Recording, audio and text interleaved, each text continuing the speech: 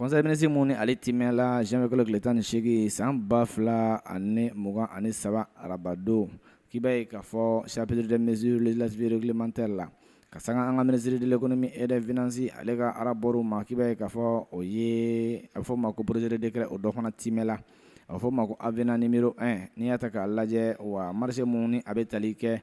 wa yɔrɔ min bɛ kuma kosɛbɛ kɛrɛnkɛrɛnya la wa Sikaso, Buguni, Sanakɔrɔba, Bamakɔ o ni ɲɔgɔn cɛ o sira in kan i b'a ye k'a fɔ a bɛ fɔ o ma ko ligne 225 kV ni a bɛ kɛ sababu ye courant sara de do sa ka se ka ninnu sɔgɔ ɲɔgɔn na wa hakilina in tala o marché éco da o marché ko la k'i b'a ye k'a fɔ avenant bɛnkan kɔni kɛla k'a fɔ Mali gouvernement ale ni entreprise Kalpataru Power Transmission Ltd o ye bɛnkan kɔni signé cogoya minnu la wa miliyɔn 6 an'a kunkanfɛn dollar wari n'o bɛ taa bɛn anw ka miliyari 3 ani miliyɔn 700 ani a kunkanfɛn wari min kan ka don a la a kan ka taa bɛn o ma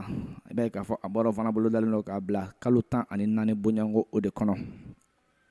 k'a bɛ kɛ sababu ye ka se ka fɛn dɔ ta ka bila sen kan cogoya minnu la waati minnu dilen bɛ marché ninnu bɛ se ka kɛ ka bɔ a sira fɛ cogo minnu la o bɛ k'a fɔ tuguni wa waatiw tilala ka sɛnsɛn ka fara ka cogo minnu la wa ni gɛlɛyaw fana nana don baaraw la laɲiniw ma se ka minnu kɛ minnu kɔnɔna bɔla wa baara yɛrɛ ka dɔn ko okumu kɔnɔnaw fɔ ma ko force majeure wa ni nasara wɛrɛw fana nana don a la gɛlɛyaw nana kɛ k'i b'a ye k'a fɔ yɛlɛmaliw bɛ se ka don a ko la cogoya minnu la b'a ye k'a fɔ o y'o bɛɛ lajɛlen sinsin o ka nin bɛnkan in kɔnɔ Bamakɔ janvier kalo tile 18 san 2023 secrétaire général du gouvernement Mahamadou Daɲon officier de l'ordre national ale bolonɔ bɛ sɛbɛn o la